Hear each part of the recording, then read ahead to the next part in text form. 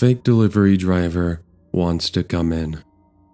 You know, it's quite sad that there are people in this world who, for whatever reason, either find some sort of joy, or better yet, satisfaction, causing trouble and misfortune for others.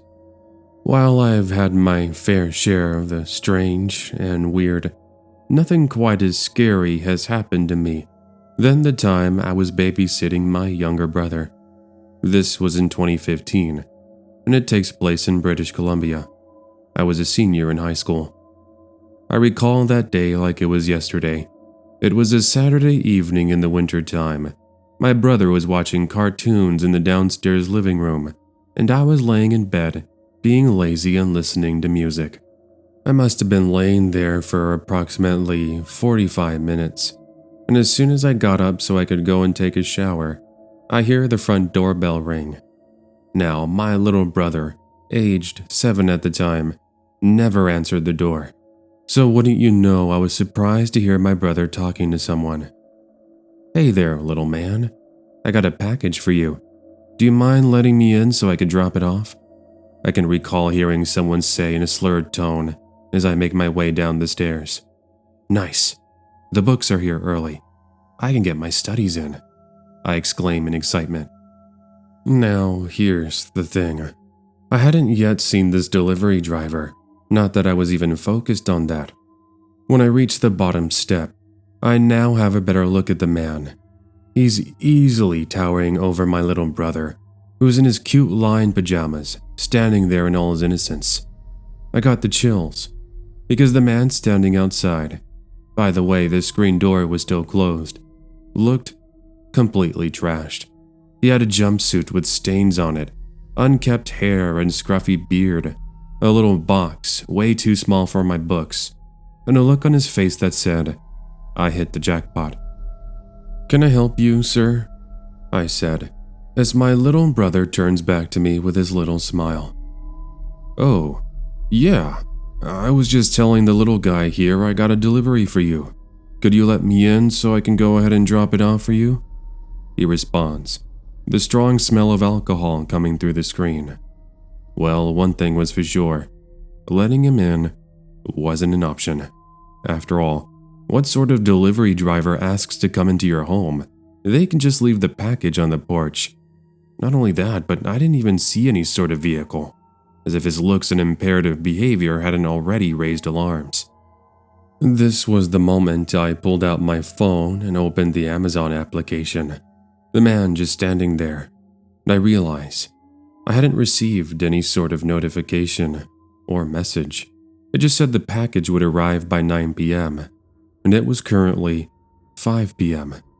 That was the final nail in the coffin, if you will. "Sorry, but I think you might have the wrong home. Hope you have a great evening." To this day, I'm so thankful that lock was set on the screen door. The man tries to open it, and then he starts yelling at me, calling me various names, and using different obscenities on why I couldn't open the door for him. This is when I told my little brother, who's now crying, to go upstairs into my bedroom and call 911. I joined them moments later, as I can hear the man at the door banging, scratching, and knocking, and then things go silent for about a minute. We're now in my bedroom, me holding onto my dad's pistol he keeps in his safe, and suddenly, we can hear footsteps in the home. My brother looks at me. Meanwhile, I'm trying my best to be brave for him, and he whispers he had left the back door open as he had gone out to grab some juice boxes from the extra refrigerator that's in the garage. I could have scolded him right there and then on why he should have locked the back door, but this wasn't the time for it. Footsteps can be heard walking in the living room, guest bedroom, and the hallway. But then things really took a turn when the noise stops in front of my room. The door handle then begins to violently shake, and my brother starts to panic. Meanwhile, the woman on the phone is telling me cops are almost there. I asked the woman if it came to it, if the man ended up breaking into the room, if I could use the pistol, and she said that if it came to that, I had to do anything I did to ensure our safety. Luckily, I never had to use the pistol, as the police, after I'd given the woman the information that the back door was unlocked, are in my home and telling the man to get to the ground. After a couple of minutes of back and forth, an officer walks up to the bedroom and advises my brother and I that it was safe to step out. I asked him if he could slide the badge under the door just so we knew it was really them. I know it's kind of silly, but I guess I was just so frightened. I didn't want to take any chances. The officer did as I said, and now that we were in their protection, we start giving our statement, along with the details describing the incident. To cut a long story short, the man was impaired, and he was arrested for breaking and entering. I did receive my books later that afternoon, but as you can already put it in your head, I did have my parents open the door and receive the package, as I was too scared. It took a few months to get the confidence to feel safe at home, and while it's been over 5 years that this incident took place, I can't help but get a bit paranoid anytime there's a knock at our door. It was a setup. Before I begin with my story, I just wanted to say thank you, Creepy, for all that you do for us. I don't think you get it enough, but you help so many of us with the videos you release. You could be having a bad day, and all it takes is just a pair of headphones and your narrations, and all the stress just disappears. By the way, I'm also the guy who just recently ordered 2 of your newest Creepy Fox shirts, one for me and one for my son, as we're both huge fans. Nonetheless, here's my story of when I used to work for FedEx. December 2011, a year in which we were quite busier than most, with vehicles filled to the brim with packages needing to be delivered in time before Christmas. I was making my usual route and stopped at a neighborhood that was behind a gas station at approximately 7:55 p.m. There were 2 medium-sized boxes I was needing to have signed, so when I walked up to the front door, I eagerly awaited the homeowner to come out and sign. A young woman, late 20s, eventually did after a minute, and I proceed to hand over the boxes. So far, so good. That's until I turn back around and start walking back to my delivery vehicle. A teenager, probably 17 or 18 years old, walks over to me and says, "Hey sir, can you please come and help me? My friend's cat got stuck in the tree in the alleyway," he says with a genuine look of concern over his face. Now, I'm a sucker for helping people, and when I first heard his call for help, I didn't even question it whatsoever. I have 2 cats of my own, and I would never want anything to happen to them. That's why I didn't even second guess it. I grab my keys and turn off the FedEx vehicle. Then we run down 3 homes and head toward the alleyway when we turn the corner. "He's right over here. Hurry," the young man says, disappearing behind a wall. As soon as I turned the corner, I could hear footsteps behind me. This was a setup. "Hand over the keys, and we promise you'll make it home in one piece," I hear a voice say from the darkness, as the young man I just mentioned jumps out from behind a dumpster with a knife. I turned and looked behind me, and there were now 2 older men, probably late 30s, who are also brandishing small knives. Now, I did forget to mention this at the beginning, but I've taken self-defense courses before. When it came to combating knives, that was a hit or miss. If you felt comfortable disarming the baddies, go for it. If not, there's no shame in running. No one. And I mean absolutely no one would blame you for doing it. And that's exactly what I do. I stayed calm and said I'd hand over the keys, but just as I'm about to do so, the teenage kid lowering his knife, I sidestepped him and then booked it down the alley, being chased by these 3 maniacs. The alleyway shot me out in front of the gas station I mentioned. I proceeded to book it toward a couple of police cruisers that I saw which were parked in front of the building. Thank goodness, those officers were there that night. All I was able to muster out was 3 guys with knives in the alley chasing me, and the officers immediately went to go and check. Luckily, they were able to apprehend the three, with more officers arriving a short time later, and luckily putting an end to this bizarre and scary incident. I was a little late with finishing my deliveries that evening, since I stuck around to give my statement and whatnot, but obviously my boss was very cool and supportive, and even complimented me on assisting the police on getting those three really bad people off the streets. I might have stopped a serious crime. I was working as a pizza delivery driver in Southern California back from 1991 to 1993. While each of my deliveries of super crunchy, tender, delicious pizza went without a hint of creepy, there was one delivery in particular I will never forget to this day. It's actually one of the reasons to why I put in my 2 weeks and quit the job. Let me explain what had happened, along with the events leading up to the incident. I had clocked in at approximately 4 p.m. on a Friday afternoon, just an hour after I had my last class for the day, and I was met by my coworker, we will call Isabella. She was catching me up on that day's shenanigans and even offered to cover some of my shift if I was too tired to work. I can recall she was trying to earn some extra money and get more hours for the holidays. I actually went ahead and accepted the hours, and our manager changed our off times, so I was only working 4 out of my 6-hour shift. Anyways, fast forward to approximately an hour before I'm set to clock out early. The shop was quiet. It's just Isabella, our manager Mary, and I, and we're passing the time just talking about random things. Eventually, we ended up receiving a phone call for an order, and I went ahead and offered to go and make the delivery since I wanted to get out of the shop for a bit. We quickly prepared the medium pepperoni pizza, and then I hop into the delivery vehicle 15 minutes later, excited to take a break from the smell of sauce and cheese. The house I was delivering to was in a pretty sketchy neighborhood. There was one home, from what I remember, having bullet holes and yellow police caution tape over the front of the home that made that neighborhood even more notorious. I tried not to really think too much of it, since I was more focused on being able to clock out and head back home so I could take a nice hot long shower and try to relax from all the lectures and studies I'd done earlier that day.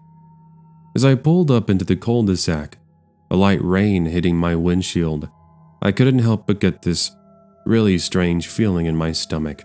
It's like my sixth sense was warning me of danger, but I couldn't really put my finger on it. When I parked and stepped out of my vehicle, I noticed a tall hooded figure standing at the side of the house and appearing to be looking into one of the windows. I, for whatever reason, chose to walk over to them and ask if they were the ones who had made the delivery request. You know, since I made the assumption they were the homeowner. I called out my presence in a calm and quiet fashion, and when the hooded figure turns around, that's when I went cold. Their face was covered with a ski mask, and the look in their eyes pretty much told me the whole story. What happens next is one of the scariest things to ever happen to me, and I just pray and hope this will never happen to any of you. The dude pulls out a gun and then instructs me that I am to make no sort of noise or bring attention to him, otherwise he was going to clap me right there and then. He didn't have to worry about that, however, since I was too scared to speak anyways.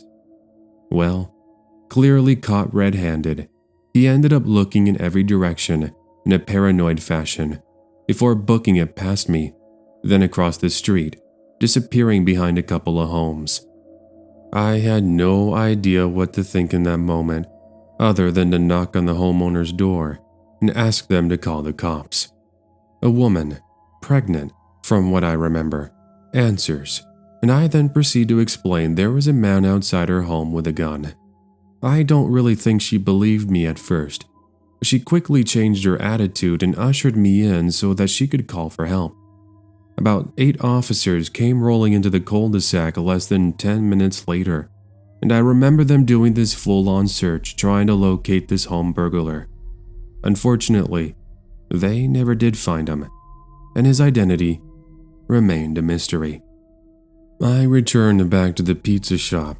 I'd called my manager to explain what was taking place, and when I got there, that's when I finally broke down. My manager complimented me on my bravery and said that there was nothing for me to be ashamed of. Thankfully, one of the greatest parts of working at that location was how friendly my manager Mary was, as she gave me a few days to try and recover from that scary and bizarre incident. But as I mentioned in my intro, I ended up putting in my 2 weeks and quitting just a short time later. I've since lost touch with Mary and Isabella, and I do hope they're doing okay. Thanks in advance for featuring my story, Creepy Fox. It's greatly appreciated, and I hope you have yourself a happy new year. I'm here to deliver a package. Growing up, I always had someone look after me whenever I was home. If it wasn't an aunt or an uncle, it was a babysitter. My parents finally let me stay home alone when I was 14, which was pretty much every single afternoon during high school. It was nice, because I could come home, blast some music and be obnoxious to let off some steam from listening to teachers all day, and just relax.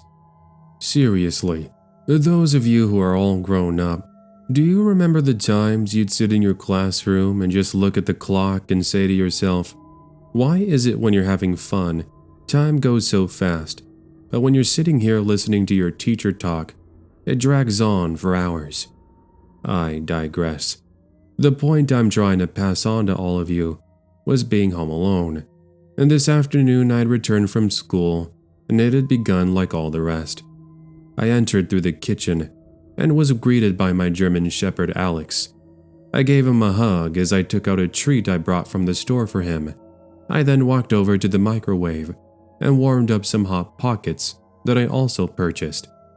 After this quick meal, I went into my room so I could begin my homework, Alex laying comfortably on my bed and taking a nap. I remember very well having pages of geometry homework, and I dreaded having to sit here all afternoon working on all these dumb questions that I was given.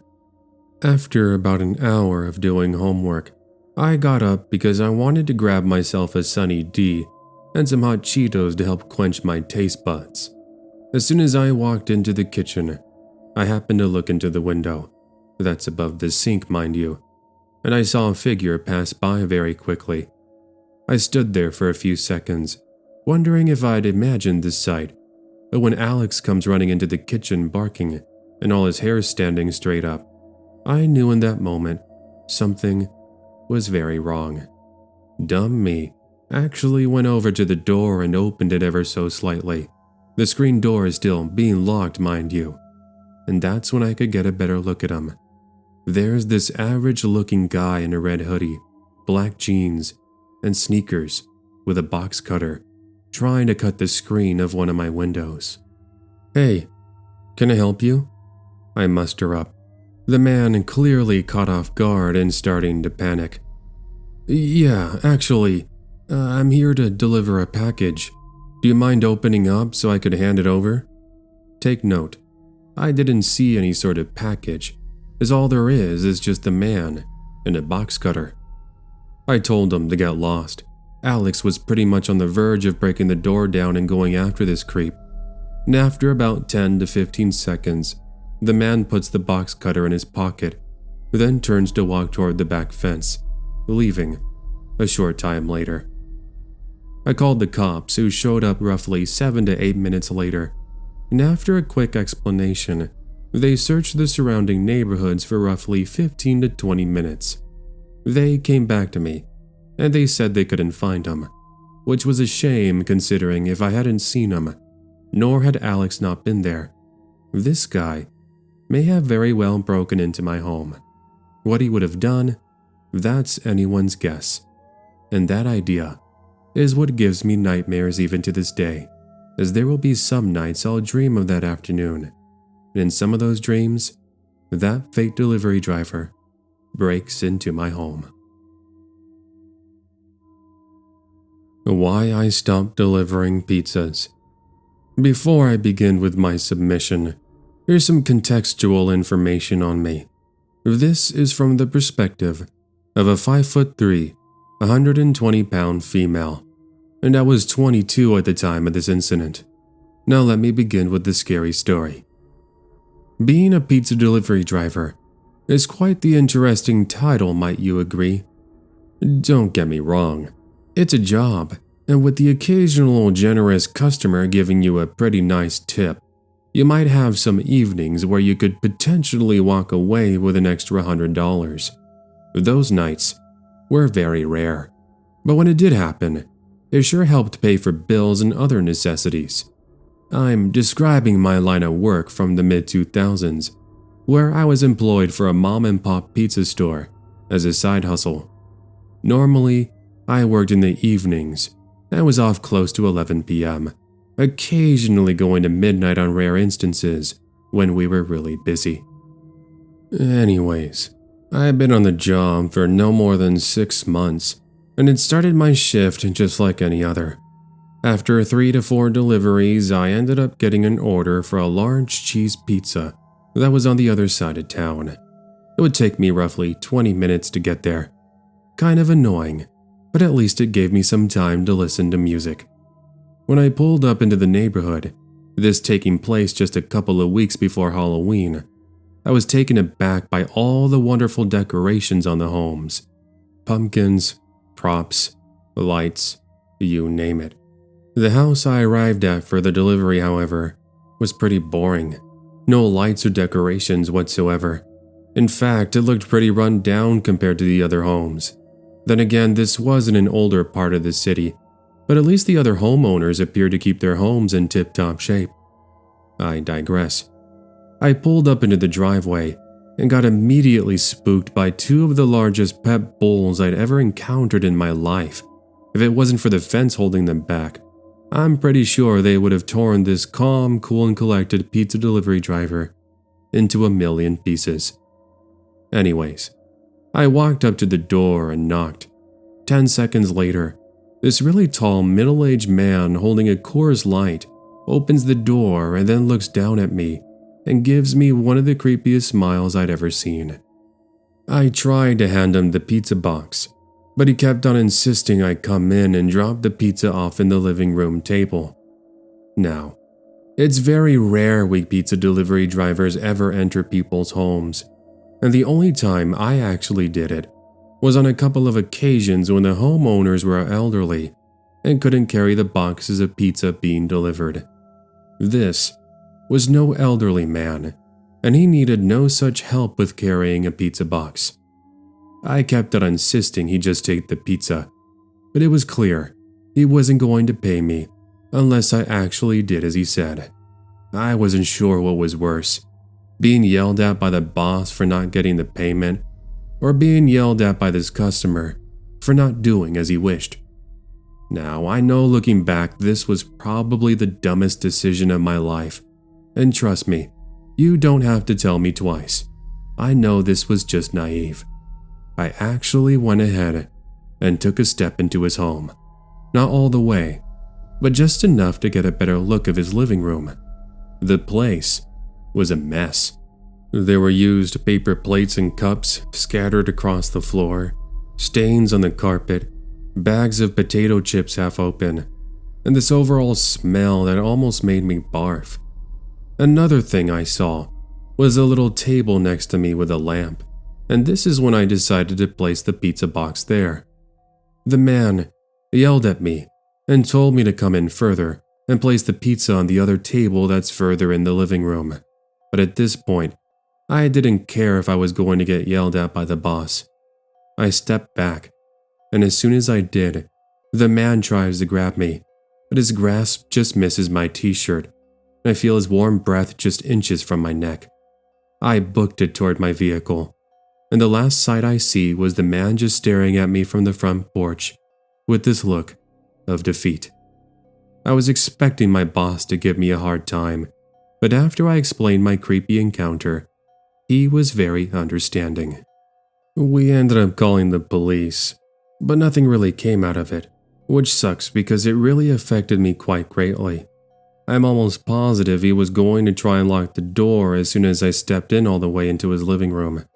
Anyone with an imagination can only begin to think of all the possible outcomes, and that's just really scary to think about. In any case, I quit the very next day, and I've never delivered pizza again.